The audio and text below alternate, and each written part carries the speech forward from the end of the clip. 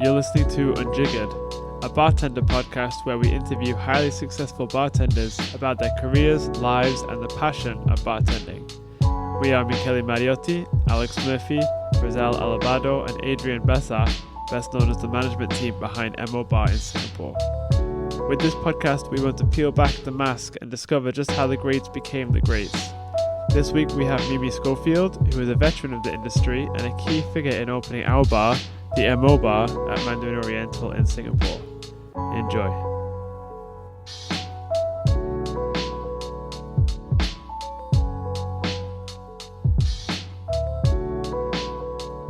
Hi, Mimi. How are you?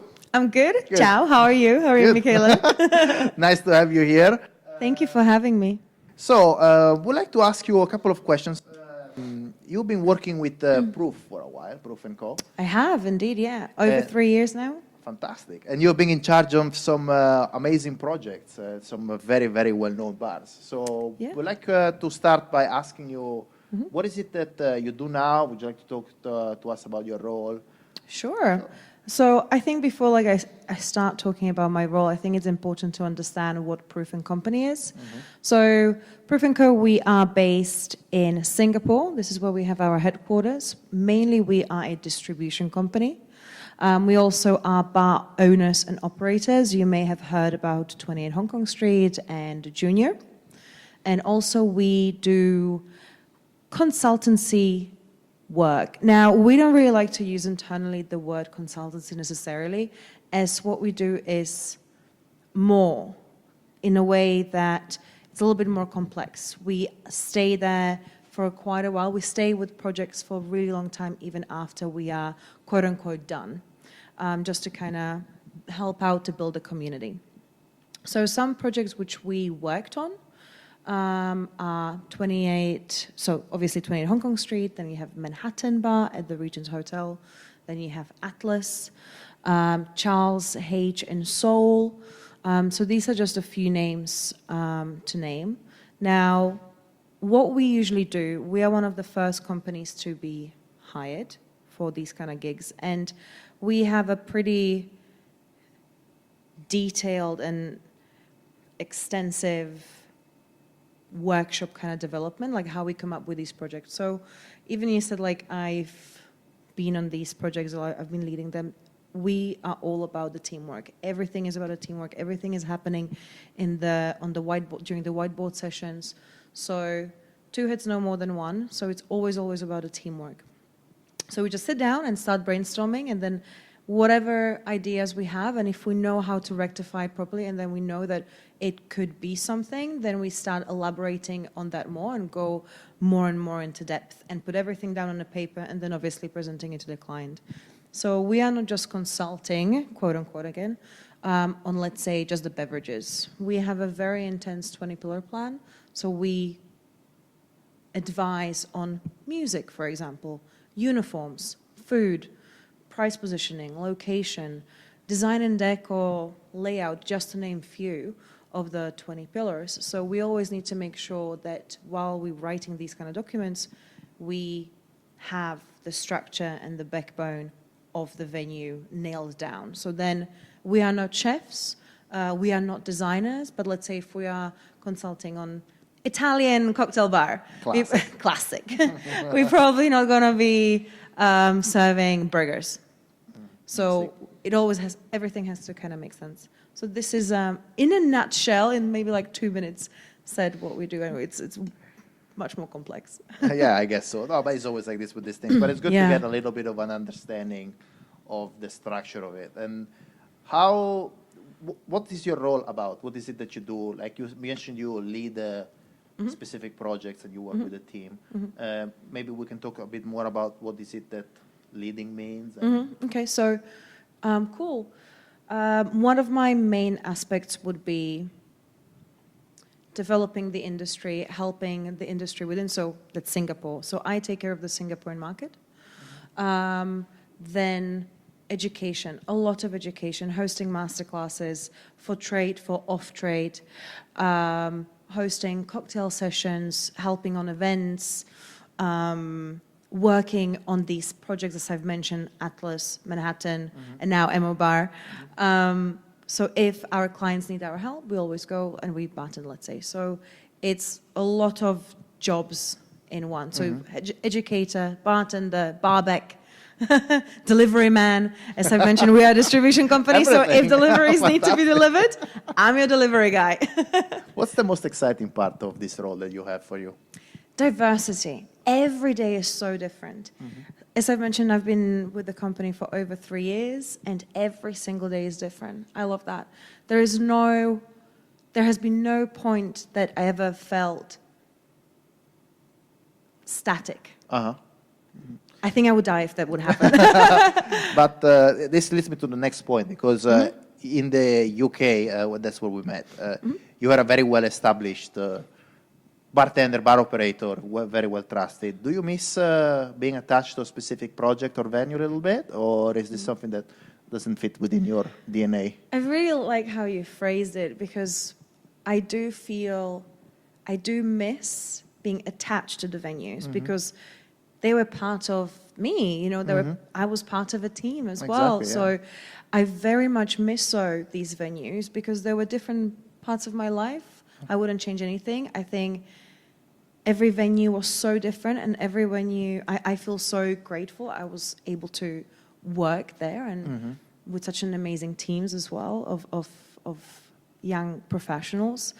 I miss the people. I miss the connection to have with people. Our job at the moment is mainly you are in the office, and then in the evenings you go and work behind a bar, or you do an event. But mainly, I do have to say, it is an office job, even though our office is super awesome, and like you've been there, it's a bar. Yeah, like, it's very much of a bar. Exactly. It's an office in a bar. Yeah. That's it. Yes. So I do miss the contact with people. So my background are restaurant, cocktail bar. No, I worked in restaurants as well, and I think one of the amazing parts of the working in a restaurant is this connection with the chefs and all the research that goes into foraging ingredients and put them together, and the immense dedication that chefs have. Is this something that you come into contact with right now, or is it more beverage focused? So at the moment, we do work a lot with chefs on developing new garnish techniques, new flavors. In Singapore, it is ever so slightly difficult, as we don't have here fresh produce. As Singapore is a very small country, and there is not enough land to grow something. So everything has to be brought either from Australia or from another surrounding countries. So to have some sort of a fresh produce is ever so difficult, but obviously chefs, they can help you source items. It's not as intense, close work relationship as, let's say, was in these restaurant bars before, but we're still we're always looking for passionate people who know what they're doing and partnering with them. So here in Singapore, a lot of them, thank God, it's a city full of foodies, which is great. You have hawker centers everywhere, so like food plays a big part in Singapore. So there is a lot of young talent, and we do like to work with them very closely. So if we do find these young professionals who are excited, definitely we want to pick their brains. How did you do that? What is the flavor? And also exploring which to us are unusual flavors, local Southeast Asian, which you wouldn't necessarily have the access to them in London or anywhere in Europe. So working closely with chefs, incredibly important, but let's say time-wise, we don't spend as much time. Cool. So let's talk about a little bit how you got into this industry. Because hospitality industry is a very weird career path to follow, to the extent that you followed it, because you've been working in it for Don't say it, because then they will know how old I am. So as a result, I think be quite inspiring to hear how someone, first of all, like you, got into this industry, but then how you transition to a job which is less operational and more about developing products and selling them.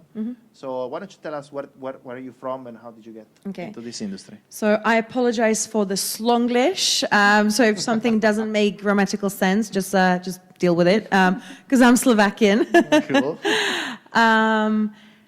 And how I got to this industry was actually it wasn't planned. Usually people get into this industry, at least I have a feeling, from necessity. I got into it out of curiosity. Okay.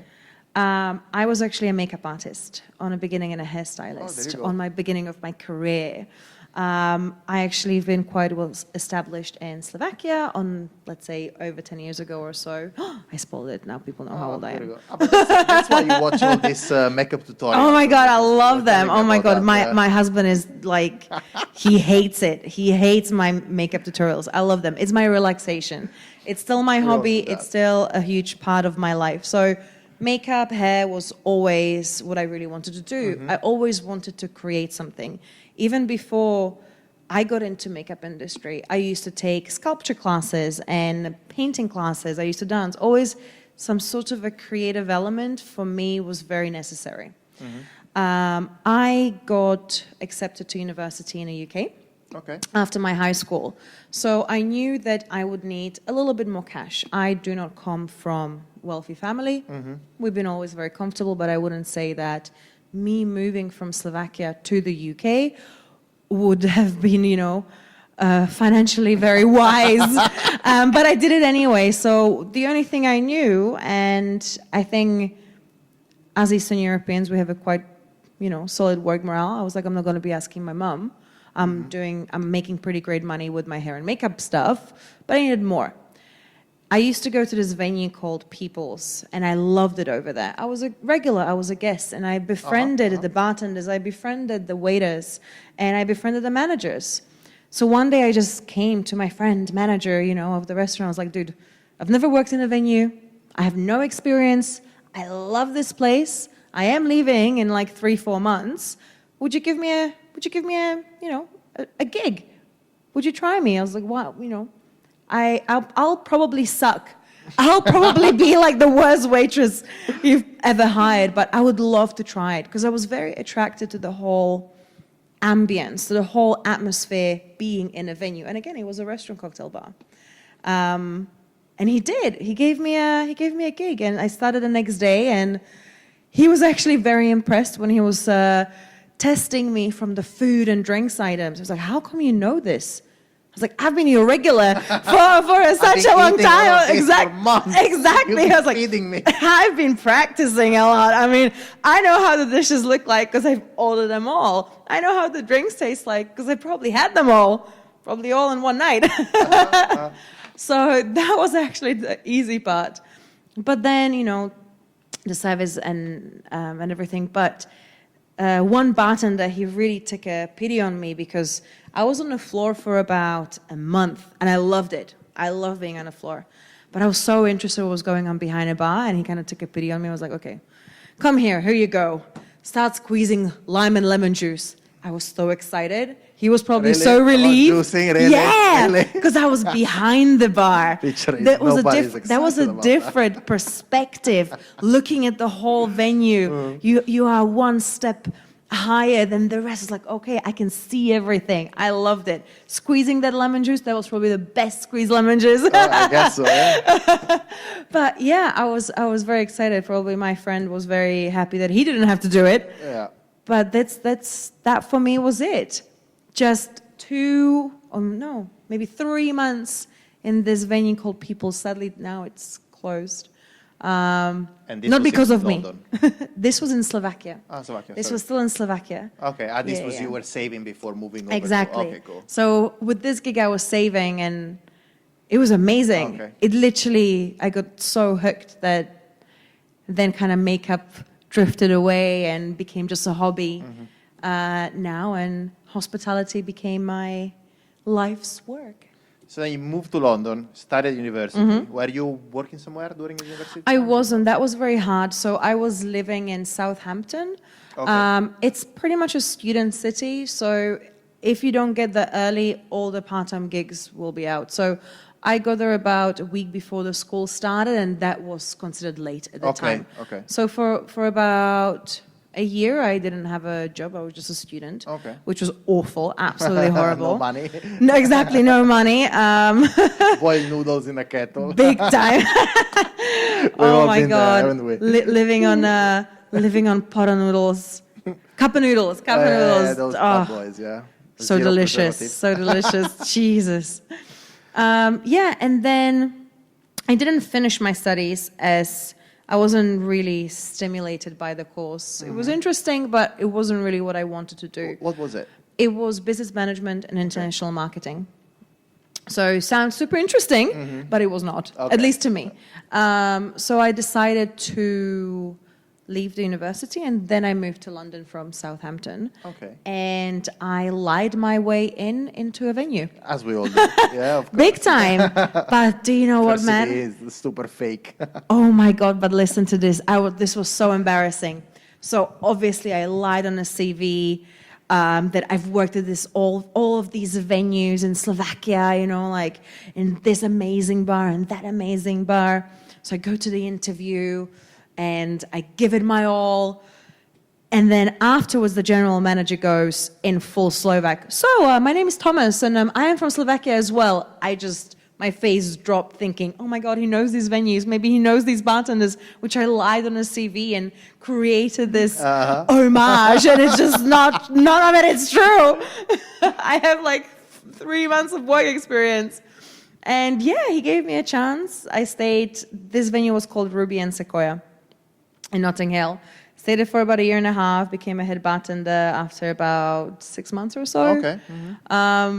And that was it. But yeah, my first shift behind a bar, so I remember I was just before squeezing limes and lemons. There you go. On a good day, you know. And yeah, first night behind a bar, everything else apart from talking to customer was interesting and exactly what I wanted to do. To polish a bar top, to be restocking a fridge, but not to talk to anyone. Because I was like, I don't know anything. I was like, please just don't ask me. And the manager came and he noticed it straight away. Was like, would you mind like looking up and perhaps like making eye contact? Not being scared. Exactly. Oh, I was that myself. Oh my God, it was awful.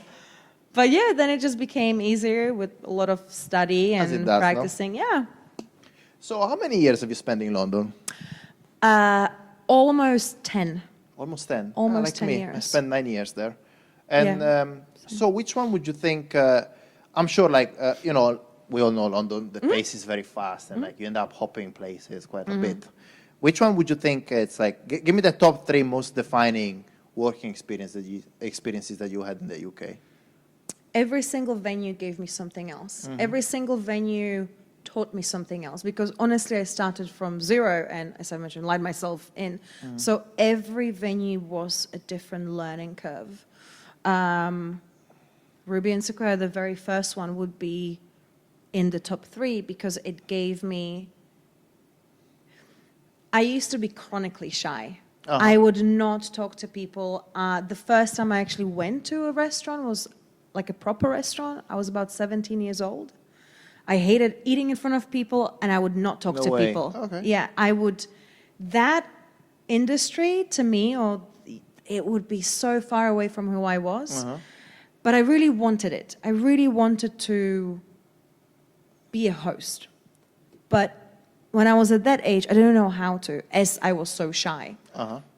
And bartending and Ruby and Sequoia, the very first one, gave me the confidence and gave me, basically untwisted my tongue that I could talk to people and I don't feel shy about it. And that translated also to my private life, which I am very grateful for because having that sort of a lifestyle would not be healthy. And I don't know where I would be, you know, where I am now if I would be that shy girl who would not talk to anyone. Sorry to interrupt, didn't you find it easier to interact with people because there was a bar in between the two of you? There was this physical barrier? Not necessarily. For me, it wasn't the physical. For me, it was the mental. For me, it was like I was putting a show on. I was putting an act on. As soon as I put on a uniform, that was my persona. That was my act my character. And eventually it wasn't a character anymore, and that was me. So Ruby and Sequoia, very, very grateful because of that. I'm to them. I will be eternally grateful. And then another huge venue, I think, which had a huge impact on my life would be Hicks Marks Bar. It's a beautiful bar. It's in central London, just outside Piccadilly, is it? Yeah, just outside Piccadilly on a Brewer Street. And that's where I felt that I was scratching the surface of what craft means. You make your homemade ingredients. Before, the only thing I would make would be a sugar syrup and lime and lemon juice. You know, Your favorites. Exactly, my favorite. We wouldn't really make anything else. We wouldn't even pre-batch back then.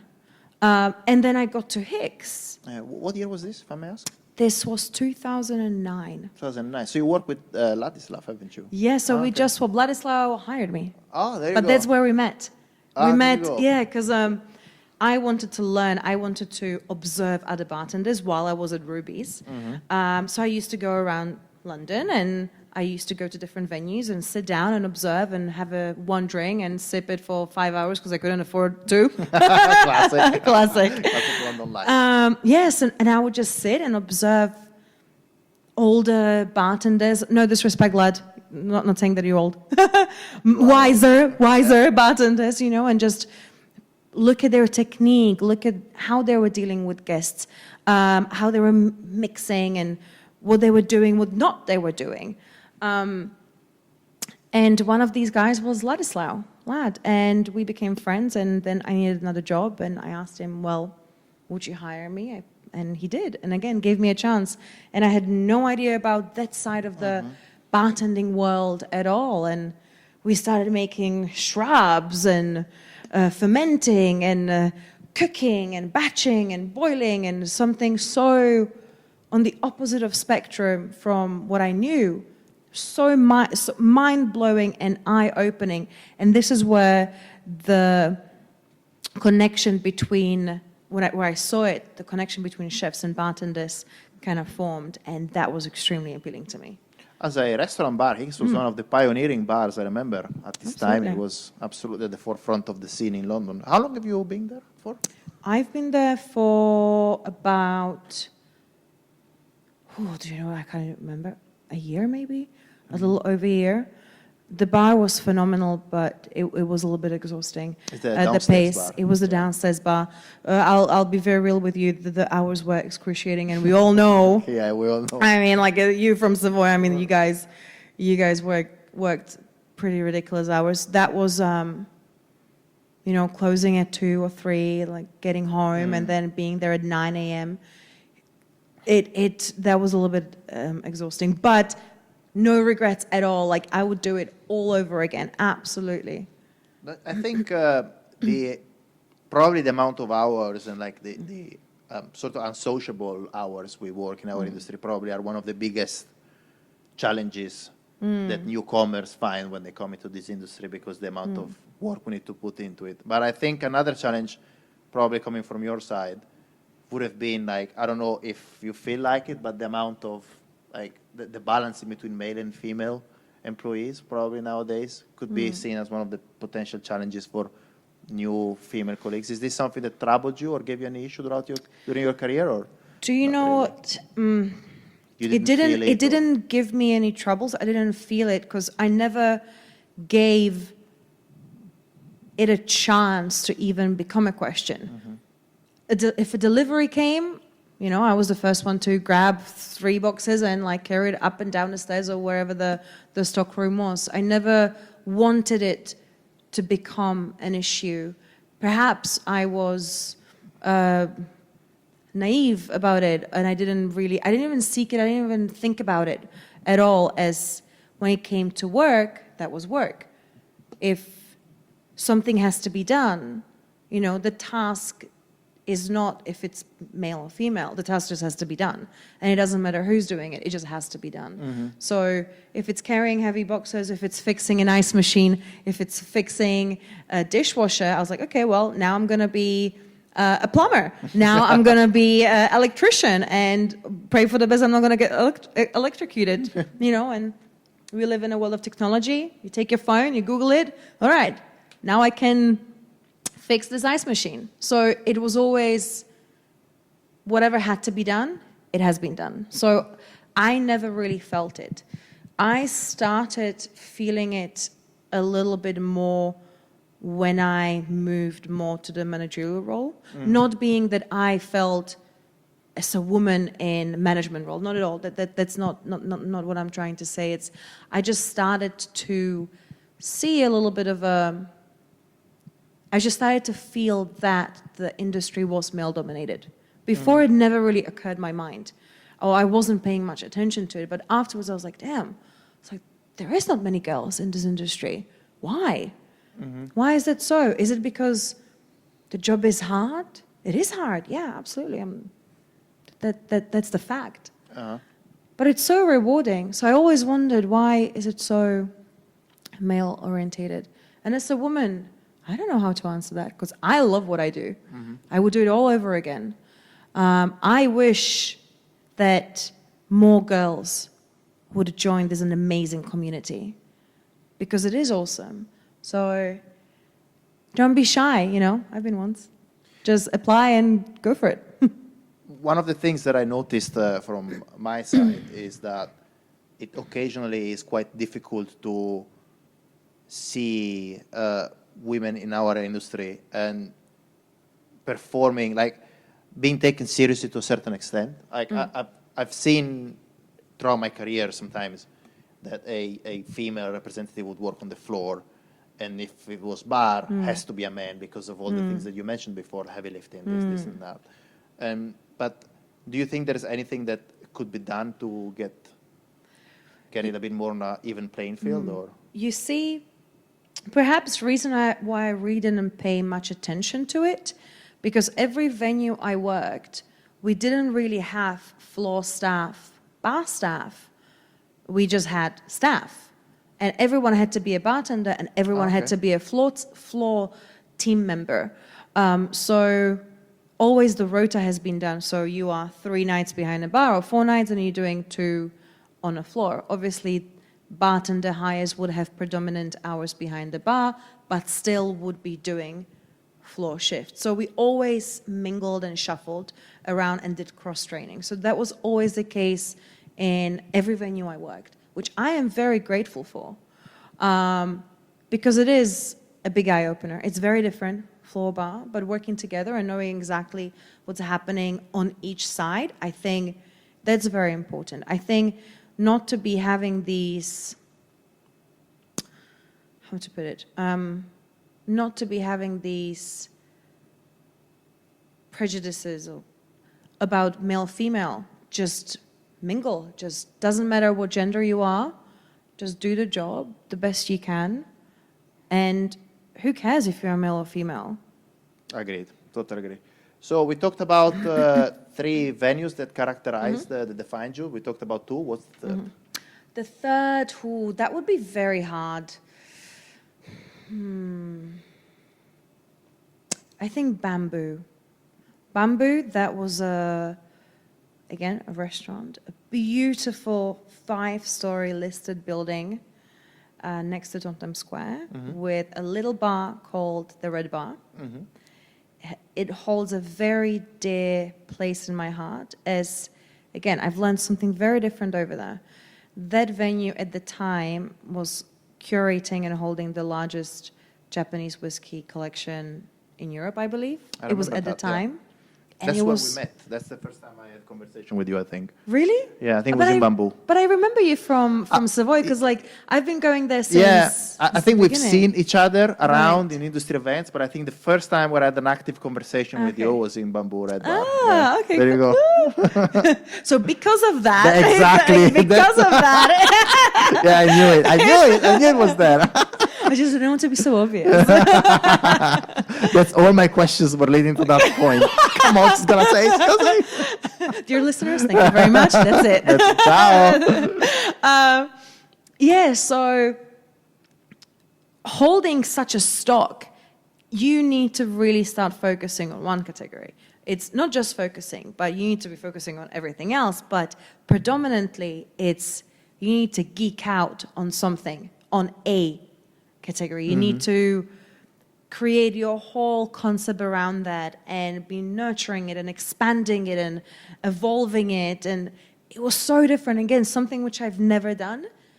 I love things which I've never done before. It's very appealing. It's very stimulating. It's very exciting. So again, it was something which I've never done into such an extent. And it was mind-blowing. That venue I loved very much.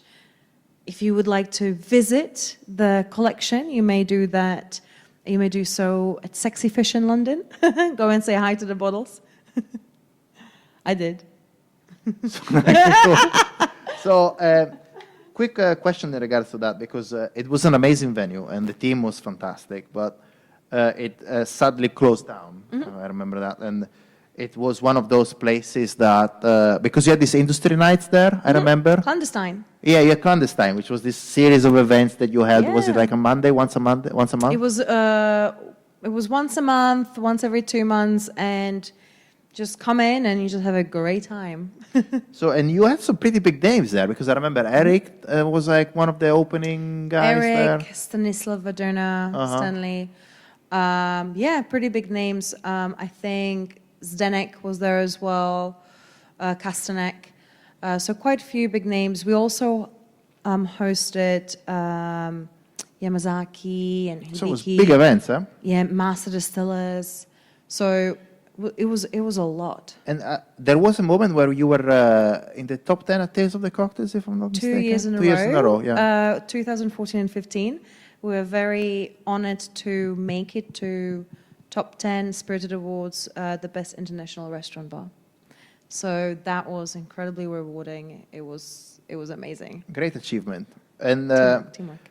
I think the venue closed down, right? So, and I think the way we perceived it from the outside, because I'm sure you were having brought a deeper connection that we had. Yeah, and I would love to know, like, how did you guys? Yeah, felt so about the way it looked from our perspective, because we saw it as this sort of like great industry place, and you know, with such respected individuals like yourself, Ladislav, and like all the hard work that you guys put in there, you know, like it almost felt like this is so weird because it's a successful place, but then we came to find out that the place was being bought and something like that was That's happening. it. Yeah, but I would like to see how was from your perspective, having put in so much effort and energy into that, and then seeing it dissipate like that. How did it feel? And It was heartbreaking, and this is what we talked about on the beginning, like the feeling, the connection you have to the venue, it's the feeling, it's the connection to the feeling. It was very heartbreaking, and I still feel sad about it because it wasn't because of financial issues, you know? It wasn't because of that. It did go down to business side of the company who was overseeing the building, which was Caprice Holdings, amazing company, absolutely phenomenal what they're doing in the hospitality. So it came down to that. And that was a little bit sad to see that they wanted to sell the building and essentially transfer their finances into more, which is more on brand within Caprice Holdings. so, but speaking about your personal life at the moment, is this, when did you meet your husband? Were you working in Bamboo at the time or no? No. Was it after, before? I met... It's around that time, is it? It's not that far off from it, is I it? met him while I was at Hawksmoor, Seven Dials. Ah, there you go. Yeah. Which is the next place where you've been after Bamboo, or was it? Before, it was prior. Bamboo. Okay. Bamboo was the last one before I moved here to Singapore. Okay, yeah. So, yeah, so we met when I was at Hawksmoor, Seven Dials. Amazing venue as well. The team was phenomenal. I spent there You like 3 restaurant years. bars, do you? Love them. Have you worked in places that are not restaurant bars? I have never worked in just a cocktail bar. To me... Or a hotel bar or anything like that? Never. No. I would find that I would not be fulfilled. Okay. I need that food aspect, not just bar snacks.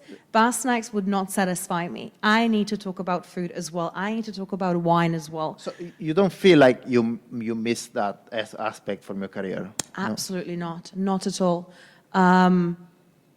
I think I had a great, I'm still working on my career, you know, I'm still learning, evolving. I would not change a bit. Working just in a cocktail bar, it's, everyone wants something different. Everyone likes something else. For me, what I always enjoyed, restaurant cocktail bars, and I never seeked for anything else. Koi Vades, that was a members bar, but on a Still first at a floor. strong restaurant. Exactly, on a ground floor, there was a restaurant bar. So, sorry if I interrupted. Let's go back to your sweet half. So tell me. So we met at the Savoy, actually. Okay. I was in a meeting. This brand approached me. They wanted to work on something, and this gentleman came from Czech Republic, as he was not representing the brand, but he was from a production company, as he was supposed to oversee the project. So he didn't really understand our hospitality, our industry, and he couldn't wrap his head around it. So I was like, I need to take you to the Savoy. That's where we need to go. You need to go to the Savoy, and you will see what good hospitality can be about. Not just if you go to a classic English pub or whatever. I was like, I want to show you this. So first I took him to the Beaufort bar to see Lorenzo. Okay, yeah, of course. And we sat down at the bar, and I was like trying to explain to him, you know, this is this, and this is the history, and this is what this is all about, and there is a Tom Jones sitting in the corner, you know. And then suddenly this guy with Harry Potter glasses pops out. Classic. Classic. And we just say hi, and, you know, I compliment him on his spectacles, and that was it. That was that. Met at the Savoy. So then you met, blah, blah, blah. We won't go too much into details of your first date. No, no. Let's not do that. Let's not do that. But, so yeah, then you have a relationship, and you're very good at your job, he's very good at your job, and then you had the opportunity to move here to Singapore, am I right? I did. So the way how I got this job with Proof & Company was actually they approached me if I would be interested in joining their team. And it pretty much went down something along this line. Joe, we're moving to Singapore. And then that was how that it was pretty amazing when I opened my mailbox and that email was there if I would like to have an interview, and I was just like mind blown. It's like, really? I was like, do you have the right email address? You know, it was phenomenal. So when we took the first interview and the second, it was exactly, I knew exactly what I was supposed to do, and that was that. All the work I've done previously was kind of leading to this kind of gig. So, and how did it, why Singapore? What made you think Singapore was the place? Was it the job more than the city? It was, yes, it was more the job than the city, but I mean, Singapore is pretty awesome. No, of course, it's an awesome place to be. And how did Joe react to that? Because at the time he was working at the Savoy. He's been there for like what, a year and a half, 2 years I think maybe? He was there about for a year and a half. Yeah, and he was doing very well, was he? Like he was the only person that successfully managed to work in between the two bars. He's so far the only one. Our busy bee. We actually wanted to leave London. It was something which we were talking about. We didn't know where, we didn't know when, we didn't know how or what to do, but it was just a thought which we had that we would like to try a new city, still young, full of energy, thank God, you know, and we still wanted to learn something new and just try another culture, another industry, see things from a different perspective. Japan was on the table, but sadly because I am Slovakian and I hold Slovakian passport, not British passport like my husband, I would have not been able to get 2-year working visa. I would have needed a sponsor. Okay. And to get that in Japan is quite tricky. So we were like, okay, well, this doesn't work. Literally the next day, I got the offer from Proof & Company to join their team. So I was like, well, babe, you know, if it's not Japan, is it okay if it's going to be Singapore? So that's why we kind of decided both to go. It was time at the time. So then you moved here in Singapore. You moved before Joe did. In fact, I remember having this conversation with him, and Joe said that when he came here, all he had to do was just to drop his luggage, and everything was taken care of by you. That's true. That's true. I'm a proper Type A personality. Like I have to organize everything. I need to know everything. I'm leading the crowd. I mean, proper Type A. So after almost 10 years in the UK, to move to a different country by yourself at the very beginning, starting everything from scratch, what were the challenges you had? Nothing. Nothing. Zero challenges. That's good. Nothing. The biggest challenge now when moving to countries was as 18-year-old moving from Slovakia to the UK. That was a major challenge. Moving from London to Singapore, nothing. It's quite seamless, is it? It was, Singapore is Asia for beginners. Exactly, yeah. It's extremely multicultural. It's very modern. People are extremely friendly. It's a small city, so anywhere within the city center, you can walk it just 5 minutes, or if you grab a taxi, it's a couple of minutes. So it's very small. So very easy to wrap your head around it. So I wouldn't say I had any challenges. I mean, finding a flat was a little bit challenging as I'm very picky. And as I've mentioned, I'm very much Type 8 personality. So it had to be, perfect. That's where you spend your calm times and you want to recharge your batteries. That's how I think about a home. It's your sanctuary. So it had to be right. And then, found the right apartment, which was the very last one. Seen about 50 or 60 apartments. Classic. No joke. Yeah, I remember we looked at so many apartments. It was incredible. It's difficult because you need to strike the right balance. But I find it easier than London. Because in London is about trying to find the flat that you hate the least. Exactly. While here is about finding a place that you actually like. Yeah, exactly. I had an amazing realtor, and he was phenomenal. But he was a little bit frustrated with me because I wasn't viewing apartments by the Singaporean standards. Oh, really? So I wasn't respectful enough in a way because you need to come in, and even if you don't like it straight away, you kind of need to walk around for another half an hour. Yeah, exactly. Yeah, and I'm not really like that. Thing. So sometimes I just saw the building and I was like, no, we can go. Or just literally walked in, walked out. No, we can go. This is not where I want to live. I was like, look, I don't want to be wasting your time. Blah, blah, you don't blah. want to be wasting my time. But he was amazing. So he really put up with me and, God bless him. And then, last apartment, that was it. So challenges? No, it was very, very, there were some challenges. I mean, we took unfurnished apartment because we wanted to furnish it ourselves. Once this month, we're getting a bed frame, not just sleeping on a mattress. The next month we're going to have a sofa. One step at a time. Yeah, it's incredible.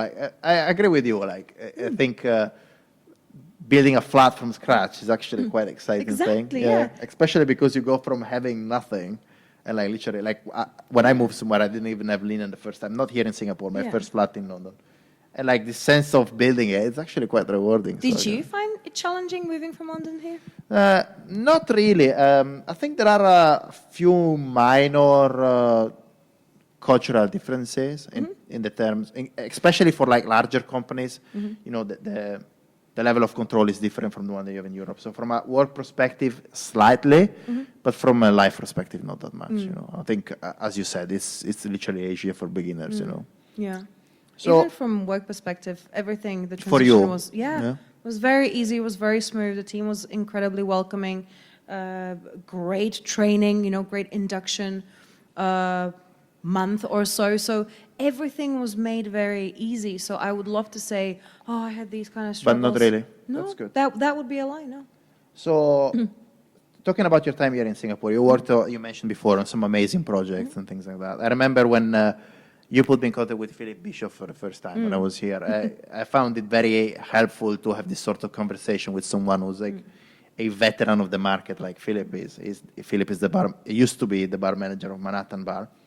But what he said to me at the time, one of the things that he said to me is, you'll be fine. You're working with Proof. You have a good relationship with them. And Mim is in charge of your projects. He's awesome. You'll have zero issues.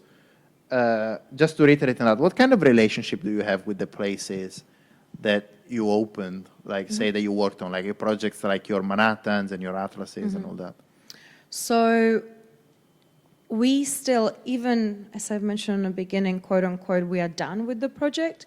We are not really done, because over time you do become attached to the venue and you want it to thrive. And just to do a mic drop on it, that's not our style. And especially when our headquarters are based in Singapore. And this goes to all of our other markets. We have offices in Hong Kong, in Beijing, Shanghai, Sydney, Melbourne. So we have regional Asia. So we do take care of our projects in every single market very dearly. We do take them very seriously. So if one of our previous projects or OGs, asks for help, we are always there. We always try to go into whatever meeting we can with the bar or the hotel or the restaurant.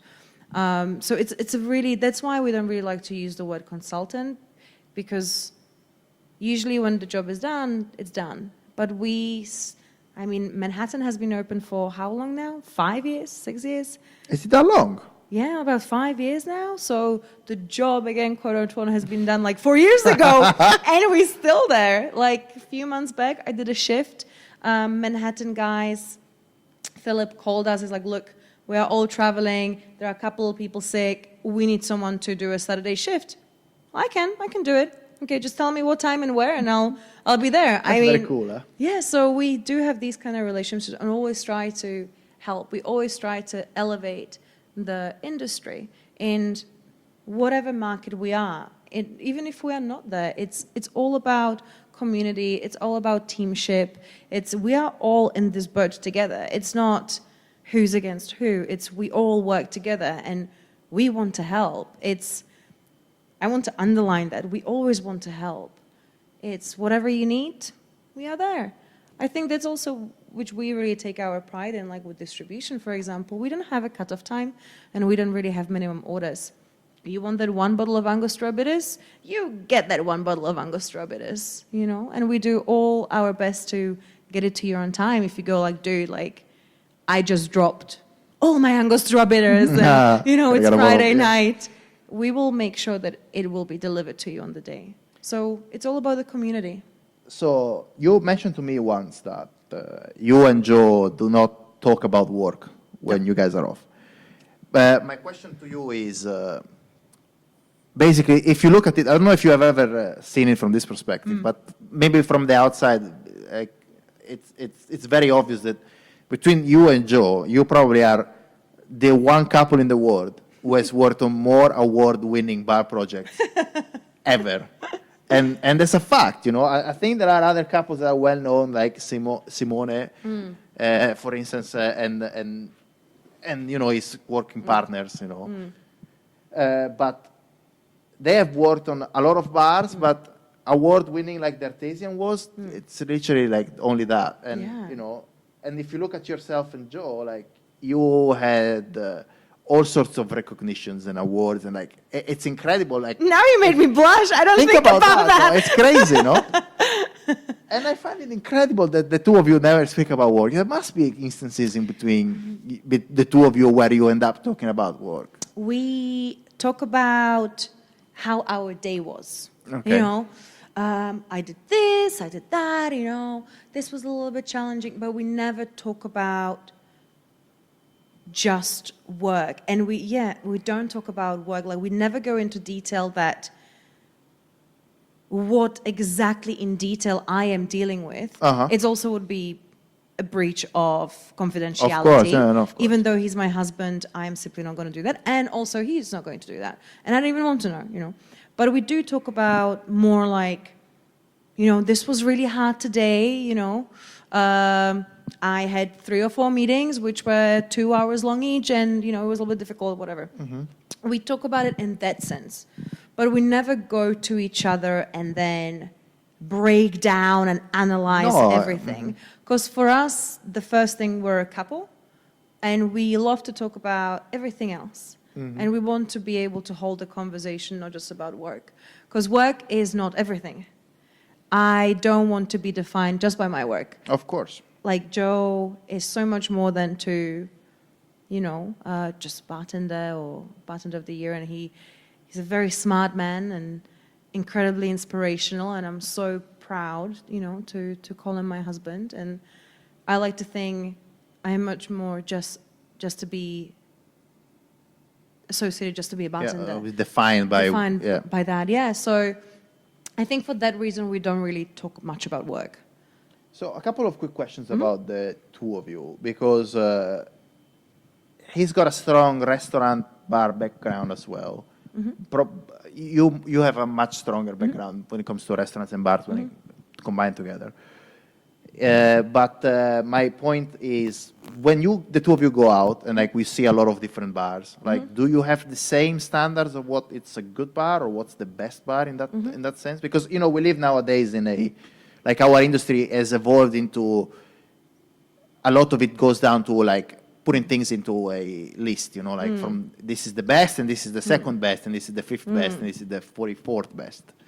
Do you find yourself to rate places in the same way, or do you have fundamental disagreements on what a bar is supposed to be? Not anymore. So I don't work on my nights off anymore. Okay. We do discuss it how we liked it, how we like the food, how we like the ambience, but not into such a detail from the 20-pillar perspective, this was off, that was off.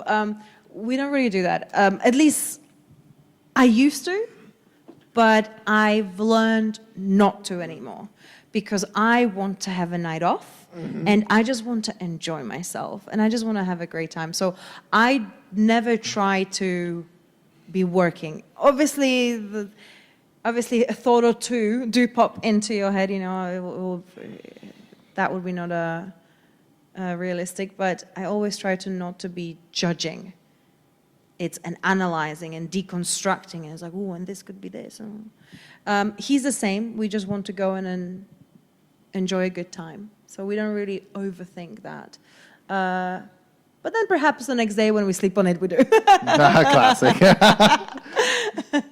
So tell me about your makeup tutorials and things like that. Are you still into that? Oh my God, that's what I sleep with. So that's right before I go to bed. I watch 2 or 3 makeup tutorials. A day? Yeah. One is about 15 minutes long. So that's about it. I just love it. Go on YouTube. I have few YouTubers which I follow, and I've been following them for years, and they entertain me, and it makes me feel good. And then I go to Sephora and spend X amount of money on probably something I don't even need and probably doesn't even work, but I feel younger and I see those wrinkles. And that's the most important thing. Exactly. Yeah, your hobby needs to make you feel happy, and it needs to fulfill you.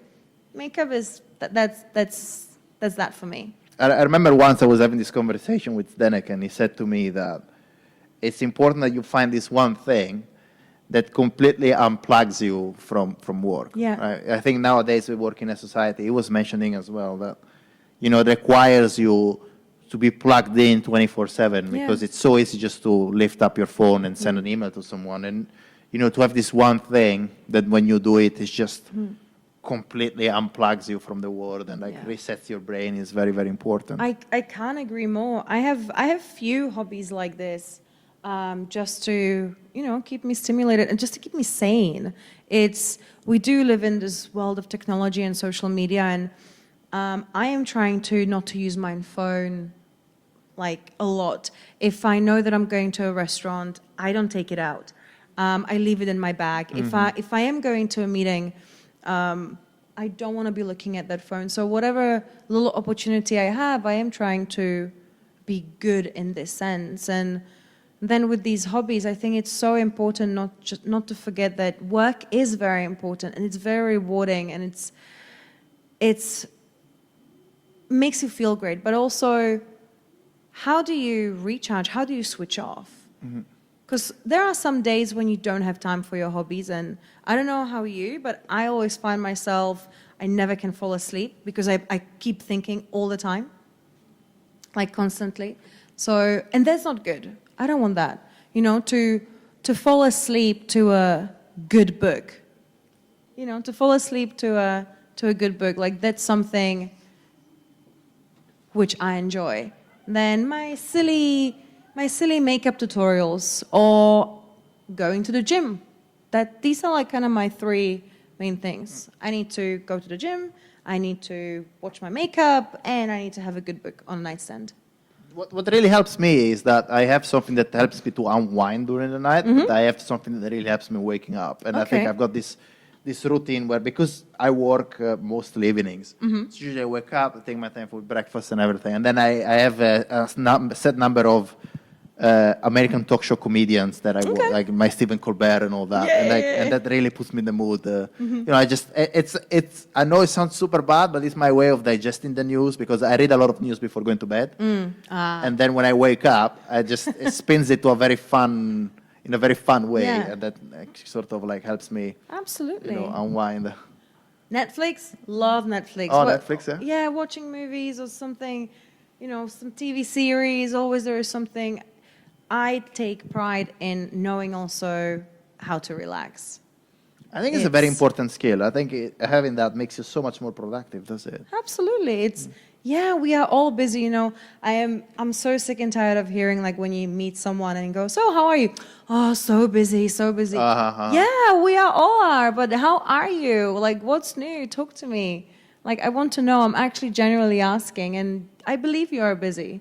We all are, aren't we, Yeah, nowadays? exactly. But I think it's so important to not to feel guilty and taking some time off I agree. during a day. I agree. You mentioned Japan earlier on. That was one of the places that you considered. Have you had the chance to go to Japan since? Oh my God! Your honeymoon was there, was it? Yeah, had the privilege actually of going twice. With Joe, we went in like 2015. 2015, we went for 9 days. We backpacked. In 9 days, we did Tokyo, Kyoto, Hiroshima, Miyajima, Mount Fuji, and then back to Tokyo. So was this was before? amazing. This was before you moved to Singapore? This was before, Yeah. absolutely. It was so mind blowing. It's like different planet. It is, It's isn't it? phenomenal. So alien, huh? Yeah, so alien, but It's unbelievable. It's so cool. Uh-huh. It's so amazing, and I love how people are respectful, and it's so quiet and it's so different. It's so different. So then, after we got married, and we were thinking, well, where should we go on our honeymoon? Like, it was, you know, we both, without even thinking of another place, went Japan. We just need to go to Japan. That's a fantastic place where to Yeah. be. Yeah, I've been to.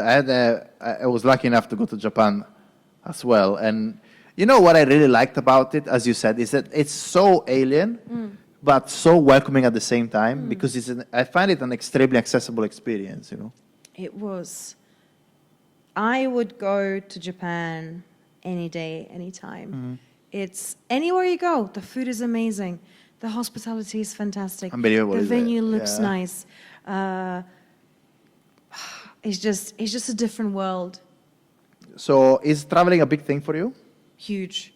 Every opportunity I have. I mean, not so much anymore, but I love to travel. Travel is everything. When I was in London, I always used to go once a month for 2 or 3 days somewhere. It's so easy to do it from London, So isn't easy, it? so easy. I think this is one of the things that people do not take advantage of enough when they're in London, is the Yeah. ease that you have to just hop into a flight, and within 2 hours you're in a complete different country, complete different climate. You can unwind. It's amazing, isn't it? It's so phenomenal. Like you just hop on and like for 30 quid, you in Spain. And It's you crazy, yeah. But then like if you want to, let's say, explore more UK, that's ridiculously expensive. Like the trains, you just go like 2 stops and it's $30. Yeah. Sorry, it's 30 quid. Oh, It's like, well, train I to don't really Leeds, understand 200 it. pounds. Yeah. So Joe, he's from Manchester, and every now and then we used to go and see his family. Train from London to Manchester is more expensive than a flight from London to Slovakia. That's crazy. Huh? No, it's absolutely mind blowing. I remember once we did a weekend we went to Bath or something like that. Yeah. And it costed me more than flying to Venice, which is where I'm from, which is totally unbelievable. It's So- crazy. Do you miss Europe or? I do. I do consider myself as a European soul, but I love Singapore. I love Asia. I think it's just so different, and just to gain more experience and to explore different cultures. And like how we just talked about being in London, you just can go to Spain and Italy and just hop on a plane. We have the same thing here in Singapore.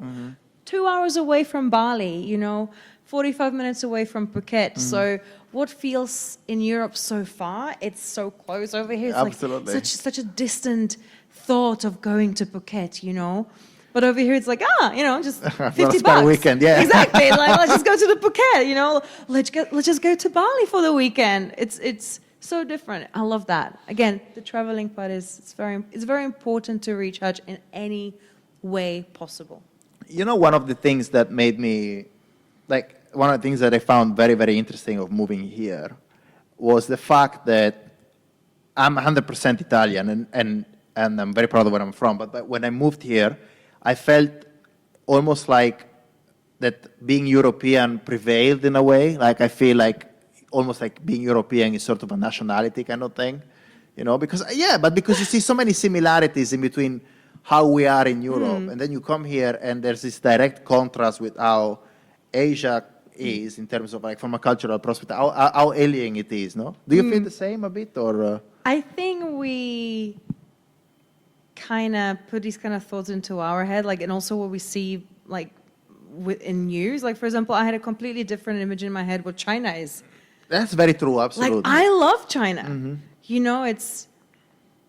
I actually had a meeting a couple of days ago, and it was really interesting. It was about Latin American culture, Over here in Southeast Asia or in Asia, to have a difference between, let's say, Caribbean and Mexican cuisine, it's the same. But then to us, it's would you be able to name me, Chinese cuisines? Szechuan, but to us, it's Chinese. Exactly. But, to them, it's, so specific. So I think it can go both ways. Absolutely, yeah, totally agree. Yeah, and that's one of the amazing things about I was Singapore. only able to name one, Szechuan. Yeah. Which other countries have you explored here that surprised you, in a way? There were a few that very memorable. I've been actually to Egypt 4 times. Oh. Okay. I am a huge fan of ancient Egypt, so going there was absolutely phenomenal. So you saw the pyramids? I've been inside a pyramid. In the pyramid? I've been I heard it's mega inside. claustrophobic. It's super claustrophobic. It's super claustrophobic, but it was mind-blowing. I was only 7 years old when we went for the first time, and I remember it like it was yesterday. It was so memorable. It was so impressive. It was so intimidating. It was so scary, exhilarating. It's a memory I cannot, and I hope I will never forget. So, I still remember the entrance, how we went there. And then so how's the inside? Because I heard it's this very intricate system of very, very crammed tunnels. Do you get to some larger chambers or stuff like that? Yeah, so we did. So basically you go through shafts. We didn't go through the main entrance because that's not allowed. It's not excavated. So you go via different ones. I don't think so actually now you can enter the pyramids. We're talking in 1996. You just gave away your age right now, by the way. Still young and beautiful. Yeah, so a long time ago, so you still could go inside a pyramid. I'm not sure if you can now, but yeah, so it was a group of, I think, 10 or 15 of us. And they did say, if you do have claustrophobia, I remember this, do not go inside. It was pretty claustrophobic even for a short 7-year-old kid. Seriously? So how even tall I are the had to tunnels? duck.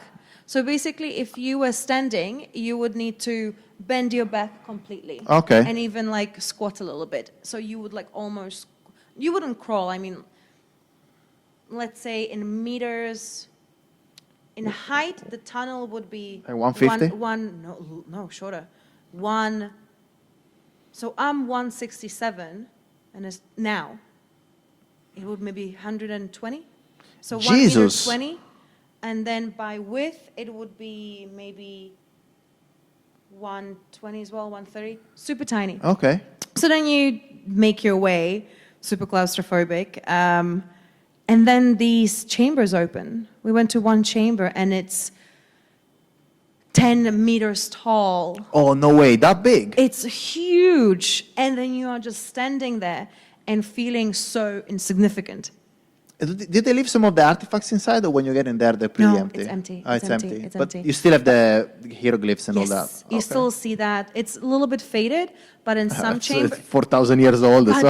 it's only like, the surprise thing, it's only a little bit faded because of the sunlight and everything. So you can still see the original colors. That's amazing. That's mind-blowing, huh? It's phenomenal. It's like, oh! So Egypt, so from all of the big historical monuments, the only thing which I haven't seen is Abu Simbel, and that's the temple at the end of the Nile, which you kind of need to get there on the Nile, on the River Nile. I would love to see that. So that's kind of like one thing which is missing from the list. But yeah, if you do have the opportunity to go to Egypt, please go. It's phenomenal. It's such a, again, so alienating, so different. And you can really feel the culture, the history. Then another country would be Cuba. Cuba was... Oh, you've been to Cuba? I've been to Cuba, went there for about 2 or 3 weeks. 3 weeks. Okay. Didn't go with any brand, went with my mum. That's good. That's much better, I think. Went with my mum, and it was, when you walk in the streets of Havana, the architecture is outstanding. It is ever so slightly derelict, but if you kind of get past that, you can still feel the glory of once Havana, Cuba. I've been like in the 60s or 50s or 60s. And you see all the old timers, the cars, you mean? Of course. It's That's again, what Cuba is famous for, right? yeah. And cigars. And the cigars. And yeah, we've all seen documentaries in a cigar factory. There is a guy reading a newspaper. And when you are standing in that factory, there is a guy reading a newspaper. That's crazy, huh? And that's it. And then you try to roll a Cuban cigar. Have you and tried? You smoke it. I tried. How was it? It was good. Apparently, I did a good job. Oh, well Probably done. they told everyone that. Wrong career choice for you right there. There we go. I will try to read the newspaper in Spanish. Yeah, that probably is a bit more challenging. So that was great. Again, very memorable, very different, very alienating. So, bringing it back to the bar planet, if you were a young bartender now starting in your career, what sort of advice would you give to, like, say, to your younger self, 15 years ago? The advice I would give myself, if I'm going to phrase it that way, like the advice I would give to myself all these years ago is, don't be afraid. Just do what you set your mind on doing. Work hard. Read all the books. Watch all the videos of other bartenders. Go to these bars and work even harder. If you really want something, there is no secret recipe to success. It's not applying that I'm successful or anything, is working hard. It's if you do want something, you need to set your mind onto it and have a very clear understanding what you want to achieve, where you want to be. And ask yourself these questions as well. Where do you want to be in 5 years' time? Well, work towards that goal. If you want to work for a brand, then work towards that goal. It's just be persistent. Find also something which fulfills you on a side.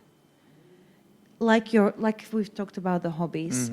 Bar is incredibly important, but if you will never be able to switch and recharge and to get new ideas, it might be a little bit hard. So, but also most of all, enjoy what you do.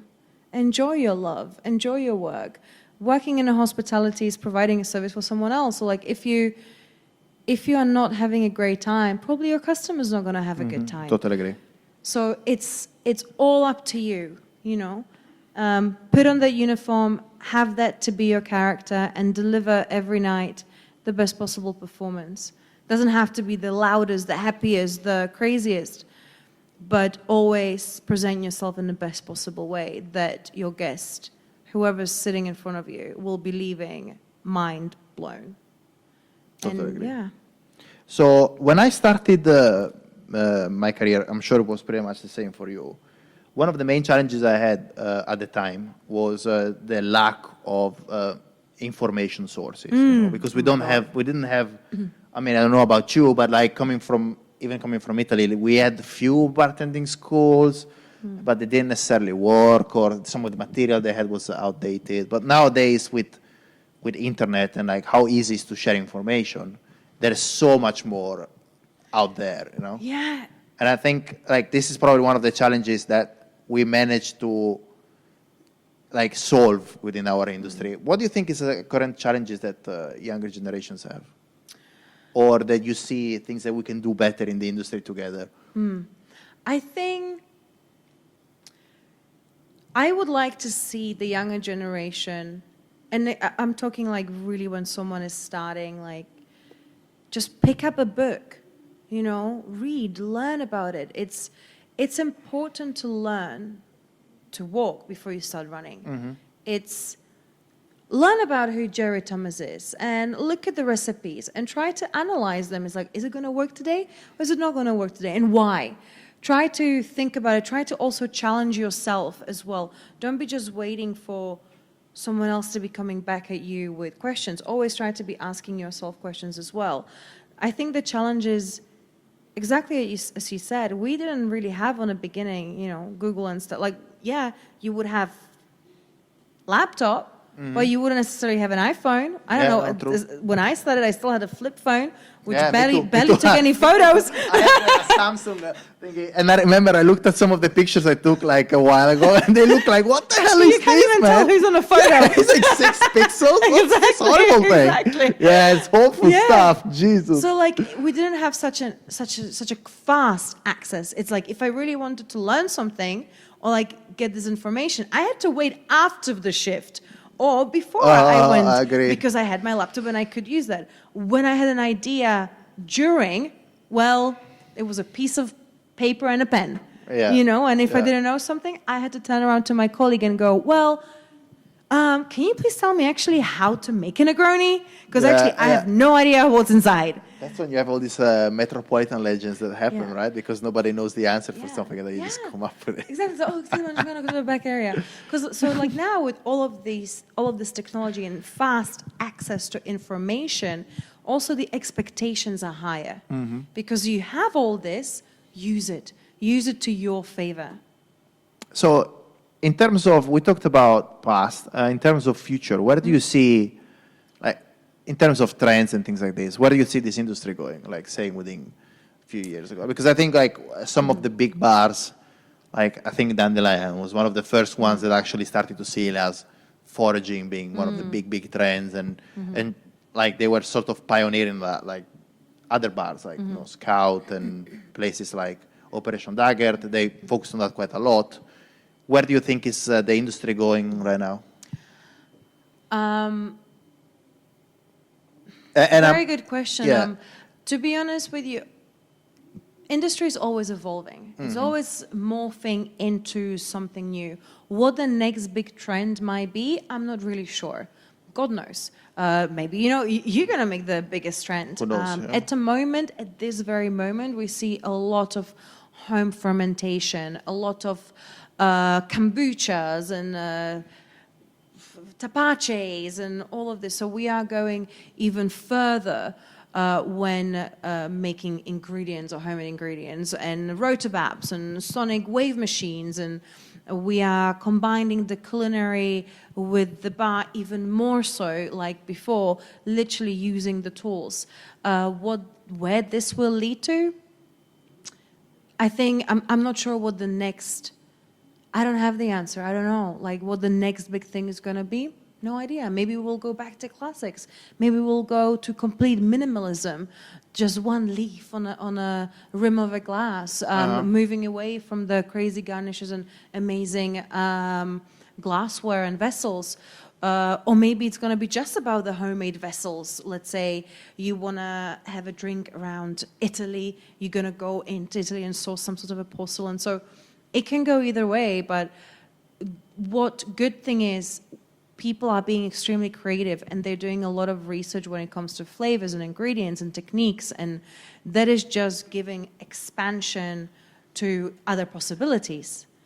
I love, like, for example, what Alex and Monica said in their interview, that in their new venue, they're going to be using the rotor apps and all the crazy stuff, but they're not necessarily going to be talking about that when it comes to consumers. So you're going to still get an amazing drink, but if you don't want to know about it, we're not going to force you to.